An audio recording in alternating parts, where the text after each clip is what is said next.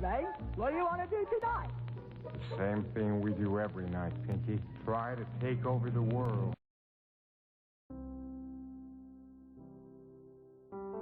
Your Invisible Power by Genevieve Behrend.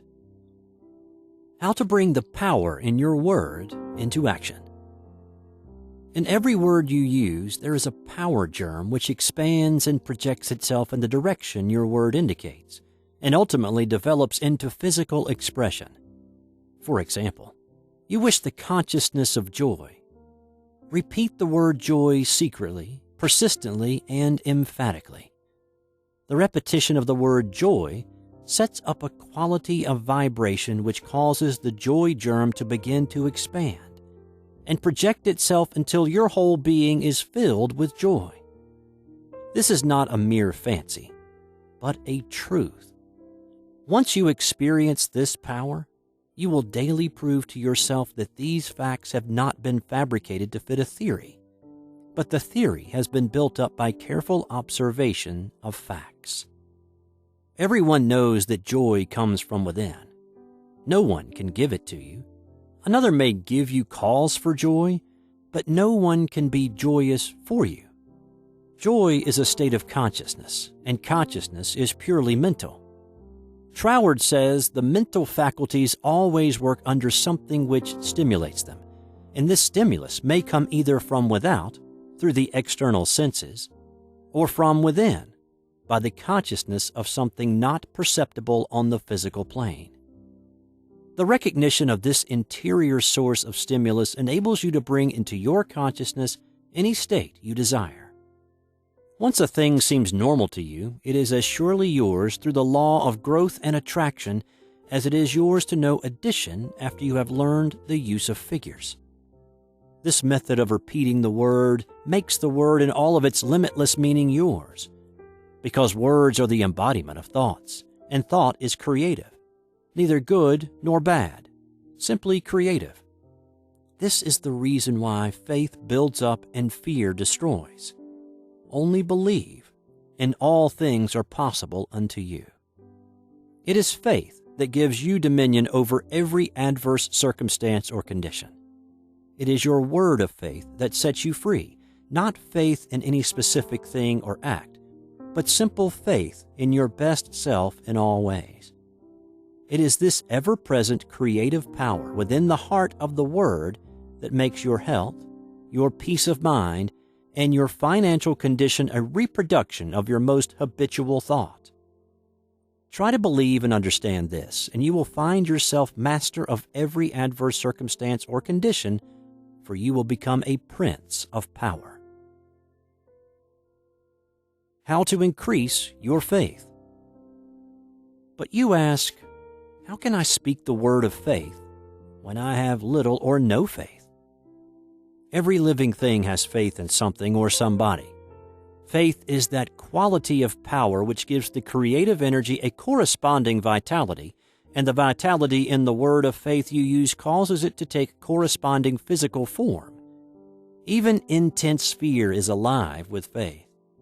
You fear smallpox because you believe it possible for you to contract it. You fear poverty and loneliness because you believe them possible for you. It is the faith which understands that every creation had its birth in the womb of thought words, that gives you dominion over all things, your lesser self included, and this feeling of faith is increased and intensified through observing what it does. Your constant observation should be of your state of consciousness when you did, not when you hoped you might, but feared it was too good to be true. How did you feel that time when you simply had to bring yourself into a better frame of mind and did? Or you had to have a certain thing and got it? Live these experiences over again and again mentally until you really feel in touch with the self which knows and does. And then the best there is yours. The reward of increased faith. Your desire to be your best has expanded your faith into the faith of the universe, which knows no failure, and has brought you into conscious realization that you are not a victim of the universe, but a part of it. Consequently, you are able to recognize that there is that within yourself which is able to make conscious contact with the universal law and enables you to press all the particular laws of nature, whether visible or invisible, into serving your particular demand or desire. Thereby, you find yourself master, not a slave, of any situation. Troward tells us that this mastering is to be accomplished by knowledge, and the only knowledge which will afford this purpose in all its measureless immensity is the knowledge of the personal element in universal spirit, and its reciprocity to your own personality. In other words, the words you think, the personality you feel yourself to be, are all reproductions in miniature of God, or specialized universal spirit. All your word thoughts were God-word forms before they were yours. The words you use are the instruments, channels through which creative energy takes form. Naturally, this sensitive creative power can only reproduce in accordance with the instrument through which it passes. All disappointments and failures are the result of endeavoring to think one thing and produce another. This is just as impossible as it would be for an electric fan to be used for lighting purposes, or for water to flow through a crooked pipe in a straight line. The water must take the shape of the pipe through which it flows. Even more truly, this sensitive, invisible substance must reproduce outwardly the shape of the thought word through which it passes. This is the law of its nature.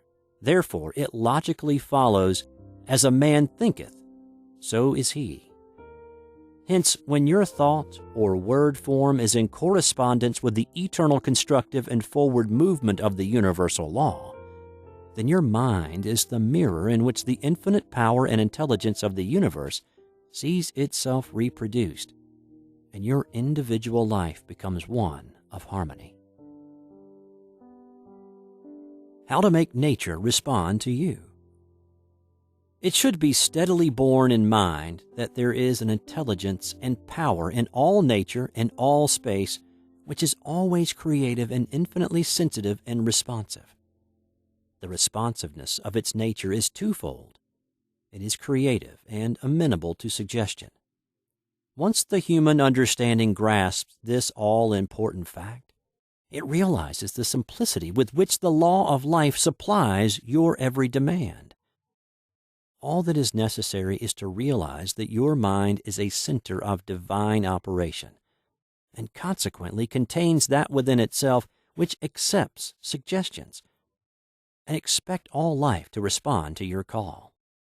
Then you will find suggestions which tend to the fulfillment of your desire coming to you, not only from your fellow man, but also from the flowers, the grass, the trees, and the rocks, which will enable you to fulfill your heart's desire if you act upon them in confidence on this physical plane. Faith without works is dead, but faith with works sets you absolutely free. Faith with works, what it has accomplished.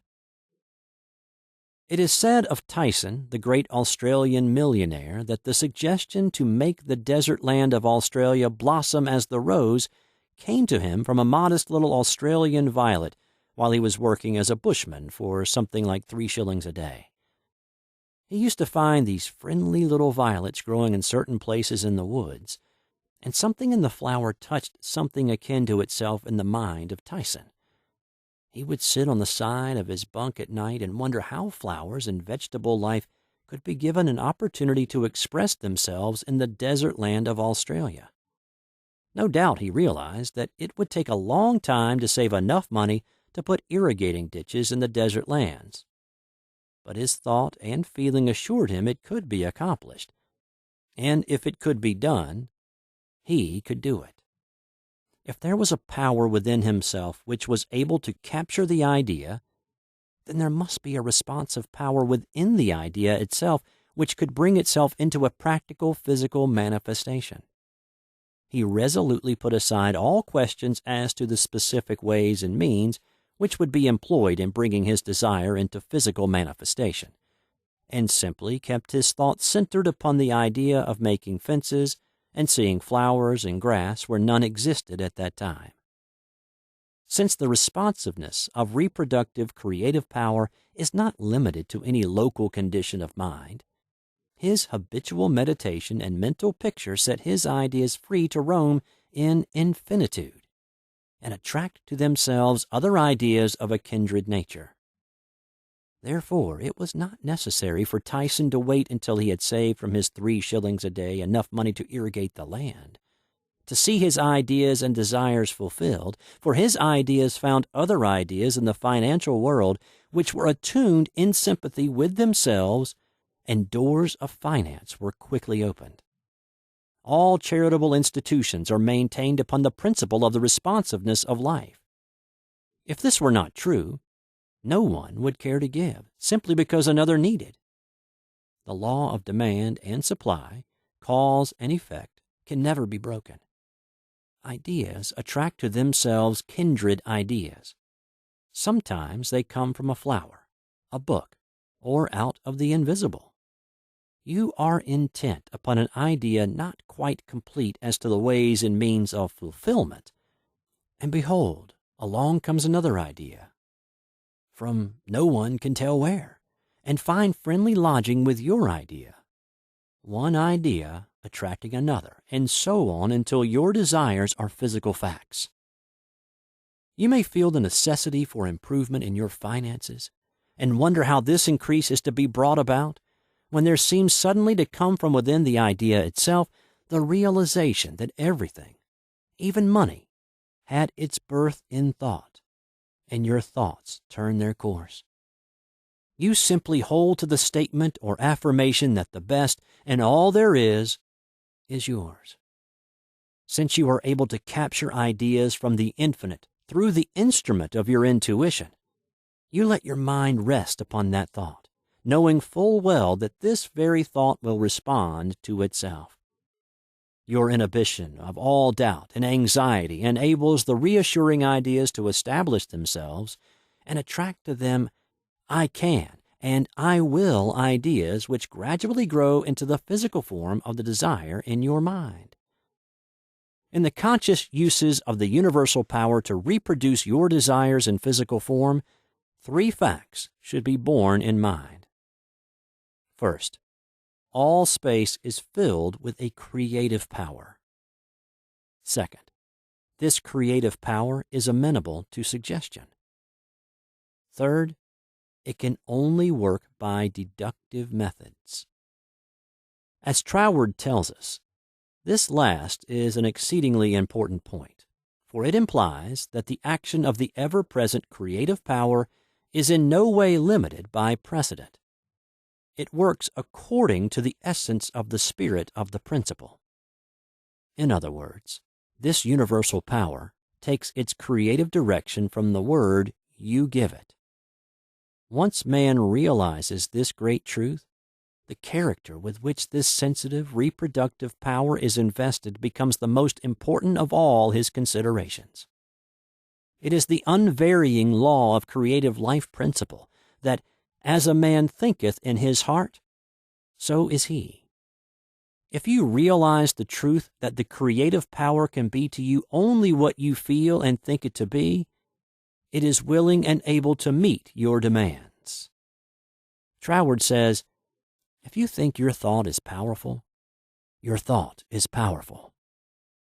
As a man thinketh in his heart, so is he, is the law of life, and the creative power can no more change this law than an ordinary mirror can reflect back to you a different image than the object you hold before it. As you think, so are you, does not mean as you tell people you think, or as you would wish the world to believe you think. It means your innermost thoughts, that place where no one but you know. None can know the Father save the Son, and no one can know the Son but the Father. Only the reproductive, creative spirit of life knows what you think until your thoughts become physical facts and manifest themselves in your body, your brain, or your affairs.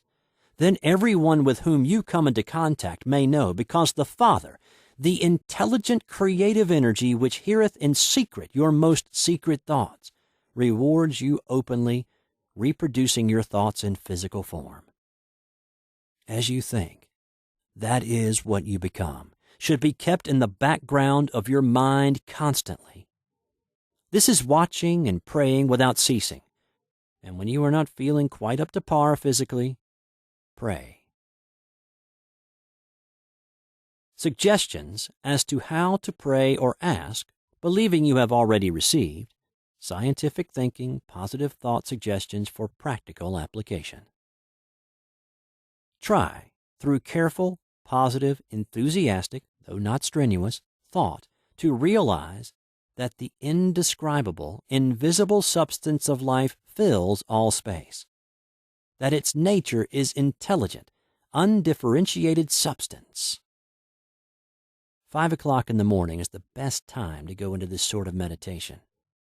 If you will retire early every night for 1 month, and before falling asleep, impress firmly upon your subjective mind the affirmation, "My Father is the ruler of all the world, and is expressing His directing power through me," you will find that the substance of life takes form in your thought molds. Do not accept the above suggestion simply because it is given to you. Think it over carefully until the impression is made upon your own subconscious mind understandingly. Rise every morning, as was suggested before, at 5 o'clock. Sit in a quiet room in a straight-backed chair and think out the affirmation of the previous evening, and you will realize and be able to put into practice your princely power, with the realization, to some extent at least, that your mind really is a center through which all the creative energy and power there is taking form. Scientific prayer, the principle underlying scientific prayer. In prayer, for a change in condition, physical, mental, or financial, for yourself or another, bear in mind that the fundamental necessity for the answer to prayer is the understanding of the scientific statement, "Ask, believing you have already received, and you shall receive." This is not as difficult as it appears on the surface, once you realize that everything has its origin in the mind, and that which you seek outwardly you already possess. No one can think a thought in the future. Your thought of a thing constitutes its origin. Therefore, the thought form of the thing is already yours as soon as you think it. Your steady recognition of this thought possession causes the thought to concentrate, to condense, to project itself, and to assume physical form. To get rich through creation. The recognition or conception of new sources of wealth is the loftiest aspiration you can take into your heart, for it assumes and implies the furtherance of all noble aims. Items to be remembered about prayer for yourself or another. Remember that which you call treatment or prayer is not in any sense hypnosis. It should never be your endeavor to take possession of the mind of another. Remember that it should never be your intention to make yourself believe that which you know to be untrue. You are simply thinking into God or first cause with the understanding that, if a thing is true at all, there is a way in which it is true throughout the universe. Remember that the power of thought works by absolutely scientific principles. These principles are expressed in the language of the statement, "As a man thinketh in his heart, so is he." This statement contains a world of wisdom, but man's steady recognition and careful application of the statement itself is required to bring it into practical use. Remember that the principles involved in being as we think in our heart are elucidated and revealed by the law, "As you sow, so shall you reap." Remember that your freedom to choose just what you will think, just what thought possession you will affirm and claim, constitutes God's gift to you. It shows how First Cause has endowed every man with the power and ability to bring into his personal environment whatever he chooses. Cause and effect in reference to getting. If you plant an acorn, you get an oak. If you sow a grain of corn, you reap a stalk and many kernels of corn. You always get the manifestation of that which you consciously or unconsciously affirm and claim, habitually declare and expect, or in other words, as you sow. Therefore, sow the seeds of I am, I ought to do, I can do, I will do. Realize that because you are, you ought to do. That because you ought to, you can do. That because you can do, you do. The manifestation of this truth, even in a small degree, gives you the undisputable understanding that dominion is your charter right. You are an heir of First Cause, endowed with the power He has. God has given you everything. All is yours, and you know that all you have to do is to reach out your mental hand and take it. This formula may serve as a pattern to shape your own prayer or affirmation into God for the benefit of another or yourself. If for another you speak the Christian name of the person you wish to help, then dismiss their personality entirely from your consciousness. Intensify your thought by meditating upon the fact that there is that in you which finds the way, which is the truth and is the life. You are affirming this fact, believing that since you are thinking this, it is already yours. Having lifted up your feeling to the central idea of this meditation, you examine your own consciousness and see if there is aught which is unlike God. If there is any feeling of fear, worry, malice, envy, hatred, or jealousy, turn back in your meditation to cleanse your thought through the affirmation that God's love and purity fills all space, including your heart and soul. Reconcile your thought with the love of God, always remembering that you are made in the image and likeness of love. Keep this cleansing thought in mind until you feel that you have freed your consciousness entirely of all thoughts and feelings other than love and unity with all humanity. Then, if denials do not disturb you, deny all that is unlike your desired manifestation. This accomplished, you almost overlay your denial with the affirmative thought that you are made in the image and likeness of God, and already have your desire fulfilled in its original thought form. Closing of prayer. Prayer as a method of thought is a deliberate use of the law which gives you the power of dominion over everything which tends in any way to hamper your perfect liberty. You have been given life that you may enjoy it more and more fully. The steady recognition of this truth makes you declare yourself a prince of power. You recognize, accept, and use this power as the child of a king, and hence dominion is your birthright. Then, when you feel the light of this great truth flooding your consciousness, open the floodgates of your soul in heartfelt praise, because you have the understanding that the Creator and His creation are one.